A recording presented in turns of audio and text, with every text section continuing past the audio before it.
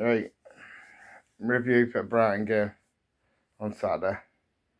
I know it's late, it's Monday now, but went out on Saturday night. I had to. Drowning sorrows. It's depressing. It's absolutely depressing watching Burnley. 1-11 weren't good enough again. It's the same thing, week in, week out. Just not good enough. From top to bottom. And I'm starting at the top with Pace. He was sat in the stands, yeah. He must have noticed empty seats everywhere. There were empty seats in every single stand. I don't know about Bob Lord's stand because I couldn't see Bob Lord's stand from where I were. By the time I went out from at end of game, the Bob Lord's stand were empty too. Do you know, it's in Cricket Field stand where I sit, there were so many empty seats. And surely that should be a wake-up call to Alan Pace that this is not good enough. This is not good enough. Like, 1 win in 6 months. 1 win in 6 months. You're taking the piss out of us. 1 win in 6 months. I know we've not got the best team, but surely you're better than that.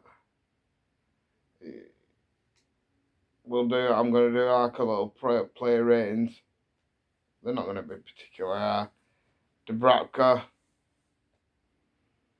2. Humphries, playing that position, 3.5. Ekdal, odd centre backs. How they come in and out of team, all the time. It's puzzling. It's absolutely puzzling. Joe Worrell's on bench. Joe Worrell's been our best defender recently. When he's been in, he's been good. And then Ekdal's back in from nowhere. You know, Steve plays better when Worrell's next to him. Ekdal's back in team. Scott Parker were in April and he doesn't know his best team.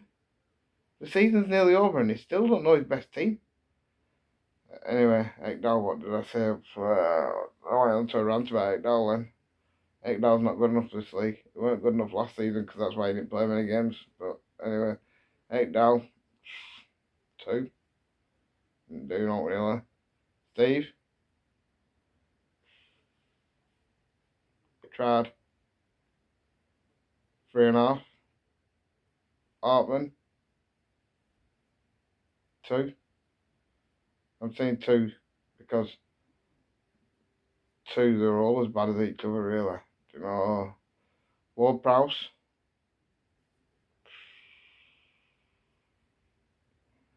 not been here long, 3. Florentino, Floating round again, doing nothing, 2.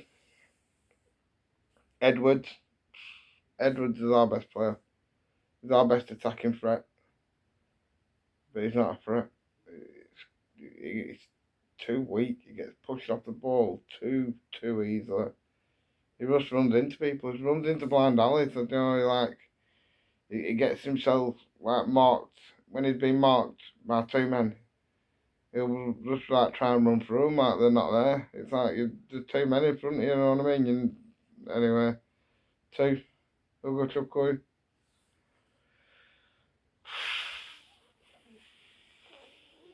2.5.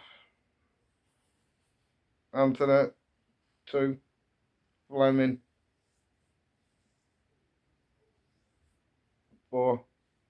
Because I think Fleming put effort in. Fleming did put effort in. One of the players that's been playing all the time recently, Fleming, it only looks like it hurts him. Only looks like he's really trying. And Hannibal's injured now, and Hannibal's out for the rest of the season. Subs that came on. The subs. Let's start with the subs. Yeah, just let me.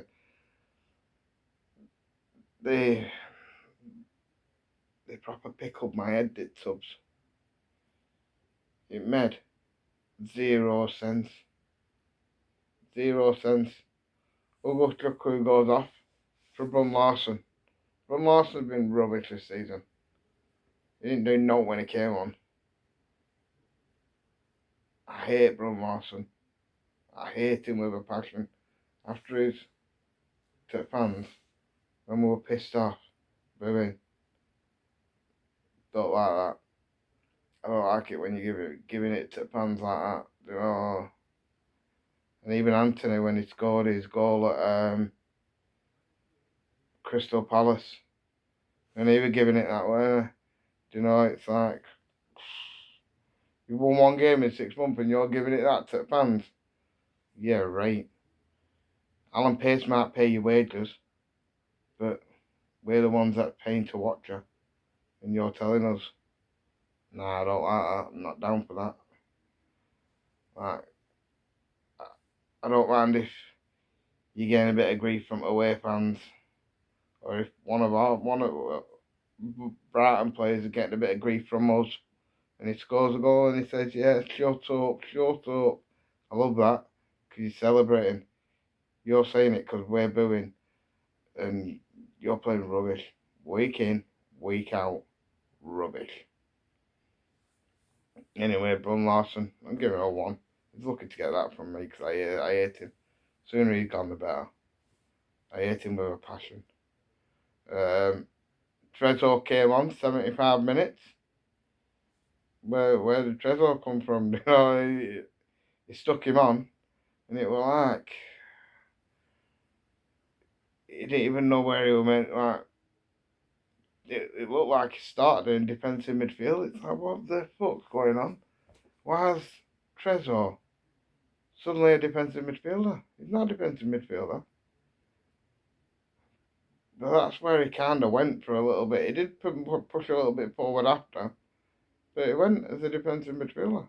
Do you know, it's like, what is going on here? And then the triple change, Armando Broja. How Armando Broja got on that pitch, I'll never know. I'll never, ever, ever know how Armando Broja got on that pitch. He scored 1 goal all season. He's got 1 goal and 1 assist. His goal came at Bournemouth away, equaliser to make it 1-1. And his assist came against Derby County, second string in Carabao Cup. So he's done all season. He's a striker. He's a striker. He's got 1 goal, 1 assist all season long. £20 million. Blows my mind, that. It's honestly, it's who the fuck said it were a good idea to spend 20 million quid on him? I could have told you off his record before he came to Burnley that Armando Broja's not good enough in Premier League. God knows what he's going to be like in Championship next season, because who's going to give us 20 million quid back for him? Who is going to give us 20 million quid back for him? Fleming's already made noises about, I want to stay in Premier League. You're not staying here with Burnley. So if he wants to stay in Premier League, but he's the only one out of strikers that you could think, someone might take a chance on him. Scored 8 goals in a struggling team. And then this just took the piss. It were only 1-0 at the time. It was 1-0 at the time, yeah. And you bring on Kyle Walker for Bashir Humphries and Lucas Perez for Hartman. So you do like-for-like changes, left back and right back for a left back and right back. Even though Humphries is not a right back. You do them changes. What were you hoping to achieve? Do you know, like, who else on bench that could have come on? Foster? Luke Chowner? You know, if you want to go for it, bring attacking players on. What change your left and right back? What change your left and right back? What is that going to do, really? Scott Parker's out of his depth.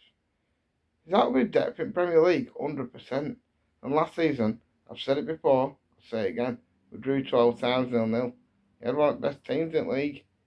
One of the best. I'm not saying we was the best. We were one of the better teams in that league. Yeah, don't get me wrong, we had a fire sale. but we brought players in as well, and we drew 12 times 0-0.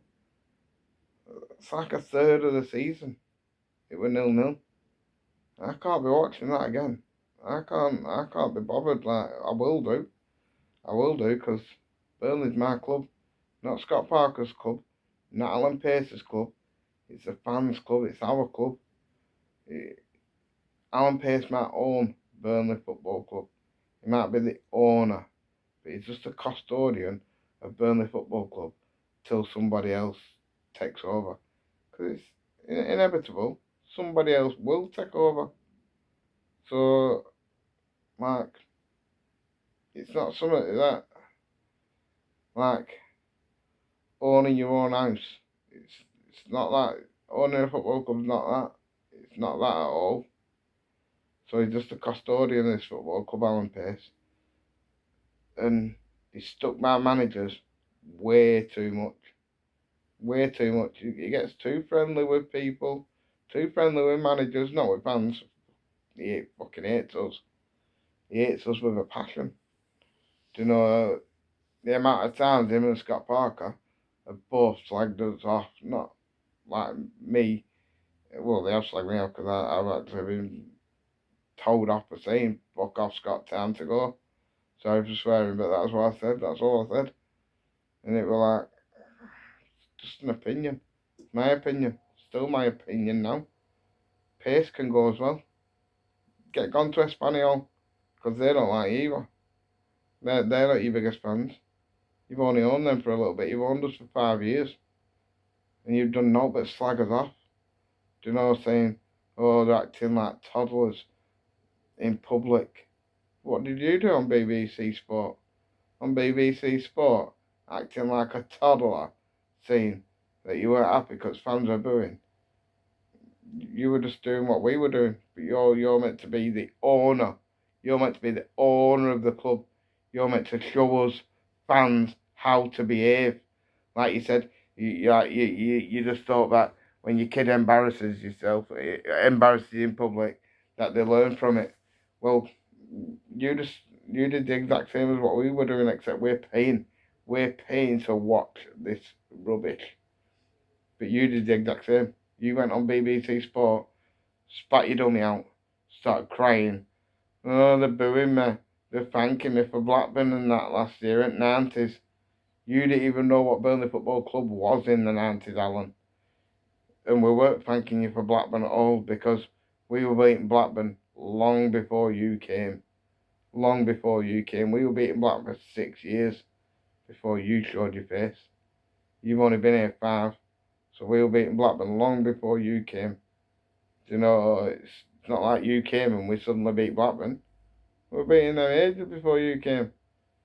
So pipe down with your Blackburn shit, yeah? And pipe down with your toddler, and you're not happy about us booing, you're not happy with this, you're not happy with that. Like, we're not happy. But we're not allowed to have a say. You're allowed to go onto national TV and rant about fans booing, but fans have just got to go, oh, sorry, Alan, I do not think so. So this is just a rant now. Just a rant. I couldn't care about the Brighton game, to be fair. I said before the game in a prediction on another channel that we would lose 2 or 3-0. Went far wrong there. You know, and the guy said to me, "Do you not think we'll score?" No, I don't think we'll score at all. You know, I'll be surprised if we win another game this season. You know, it's that bad. This is the worst it's ever been. It's the worst in the Premier League it's ever been. And the ownership, it's the worst ownership that spent as much money as they have, and it's this bad. They've spent the money that they've spent, but yet it's still this bad. I've seen ownerships at Burnley spend a lot less and get better results, and they didn't have to dig fans out. They might not have been happy, but they never like publicly came out and slagged us off. this American ownership. The Americans don't. When did Alan know what Burnley Football Club who it was or is? When did he find out who we were? I'd love for it. I'd love him to come out and tell us that, because it weren't in the 90s when he banged on about it. He didn't even know what Burnley Football Club was in the 90s. I bet he didn't even know where Burnley was in the 90s. I bet he didn't even watch football in the 90s. You know, he's got his new little toy in Spain now. They hate him more than we do. He ain't been there a year. They hate him more than we do. I've seen a stat that Espanyol and Burnley's won one game in 37 combined. Trust you, it's not just Burnley that it's not going well for. It's not going well in Spain either. I haven't heard him. Well, I'm not going to hear him because it's Spanish, isn't it? I can't speak Spanish, so even say what he said to them or on Spanish TV. But has he been on Spanish TV slagging Espanyol fans off? Because I've seen a lot of people, a lot of Espanyol fans saying that they don't like him. They don't like his ownership. You know how he bought the club. He bought the club with our own money. He used Burnley's money as a leverage buyout. Pretty similar to Glazers did at Man United. The only thing is, Man United's a massive worldwide brand. Burnley's not. Burnley's a small town club. And people say, oh, what do you expect? Like, we're only a small town. So what? Don't matter how big town is. You know, that doesn't put up with lack of effort. Because that's what we've seen. Lack of effort, lack of decision making, lack of power from the top to the bottom. Like Leeds, when Leeds were going through the same run we were going through, we were on similar points. Their fans were going mad, saying Farker's not the man, Farker's not the man. Do you know what Leeds owner said to him? You need to get some results, mate. You need to get results, and fast, or else you're gone. What did Leeds do?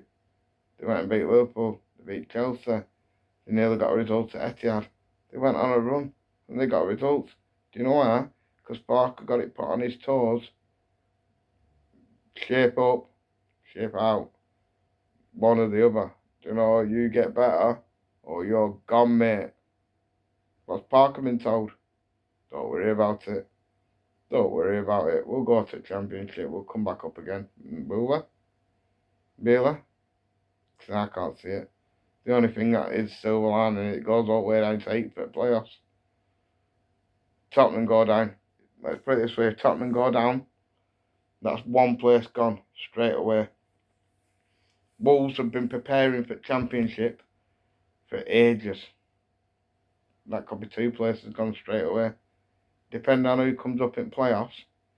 Southampton might still be there. Wrexham's still going to be there with all the money. Who else is going to be down there? Whoever else comes down with us. Like Tottenham, West Ham. Whichever team that finishes above us. Well, 2 above us, because I know Wolves are going to finish above us, and no doubt in my mind, we've got them last game of the season. That could be who finishes bottom. And I put money on Wolves to beat us and finish above us. But whoever finishes third bottom is probably going to win league next year in Championship. One place gone. I think Wolves are going to get second. That leads you to playoffs. That's just the lottery. That's just a lottery. You might win it, you might not. Then what? Then what does Alan Pace say? They blame us again. Blame fans again. It's all fans' fault. It's not to do with me. You know, it's not to do with Scott Parker. It's not to do with my ownership. Why I'm so weak, I can't even put demands on someone. I can't say to my manager, listen, things need to get better or you're gone. Because he never said it to Company. He never said it to Parker. Whipped Sean Darch out of there straight away. And we had a chance. We had a chance staying up under Sean Darch that year. We actually had a chance You know, it weren't looking likely, but we had a chance. We've been down since November. I said to people after the Brentford game, away from home, when we came away from that game, I went on 606 on 5 Live. Everyone that knows me, I said we're down. That's it. It's done we. We are down. Because it was just that bad. We nearly scabbed a draw out of it. But we scored on 86 minutes. I think it was something like playing time, 26 seconds later, bang, we're losing again. It's not been good enough all season. We've got 4 wins in a season basically, because I can't see us winning again. We've got 1 win in 6 months. 1 win in 6 months. We've gone out at cup at home to Mansfield. We're out at cup at home to Mansfield. Mansfield give Arsenal a game in round after. Mansfield give Arsenal a fair old game. You know, they're only a small cup. It's only a small place. Why could they fight but we couldn't? Because there's no pressure. There's no pressure on Parker. You know, he must get told he's brilliant all the time. That's the only thing I can think of, because why else would a man not feel pressure when he's performing like we are? He should have been under pressure from like November time, Christmas time. Christmas time was the perfect time to think, right, get rid of this guy. It's not working. But no. Keeps him. People keep saying, he'll bring you straight back up. Why? I do you know who can guarantee that? Nobody can guarantee anything. Can't guarantee anything in life. The only thing you can guarantee in life is that at the end of it you'll die. That's the only one certainty in life. There's no other certainties at all. I don't care who tells me there is, other than the only one thing you can guarantee in this life is that at the end of it you'll die. Anyway, that would just ended up being a rant, didn't it? But we're not talk about it game. So review. We just and no happened. We never looked like scoring. Well, we had a couple of goals disallowed, dubiously offside, but that's just another thing, isn't it? You know, it's VAR in football. I've said it before. I'll say it again. It doesn't work unless you do offside from where someone's feet are. You can draw the line. If your feet are behind that line, you're on. When it's all coming from like here, armpits, like you're just confusing it. You're just confusing the decision making even more than a linesman just making a wrong decision. You know, it's too many grey areas. Football's got way too many grey areas for it to ever work. The only reason why goal line technology works so well in football, is it over? Is it not? It's a yes or a no. There's no debate like, oh, I don't know, is it? It's a clear answer. Is it over? Is it not? That's the only thing VAR can work for, is clear answers. And in football, fouls, offsides, you know, it's just an opinion. Everyone's got one. Everybody's got an opinion. If you're a Burnley fan, you're not allowed to say it. Scott Parker won't let you say your opinion. Or Pace, should I say. And Scott Parker, to be fair, because he's slagged us off. They won't let you say your opinion, but everyone's entitled to one. Whether they like it or they don't like it. But anyway, like, comment, subscribe, all that good stuff. We really could do with subscribers. Just to grow a channel a bit. But next game, Forest away on Sunday. I'm not going to no more away games this season. I'm not wasting my money. Not wasting hundreds of pounds on watching that. I'll go to away games again next season.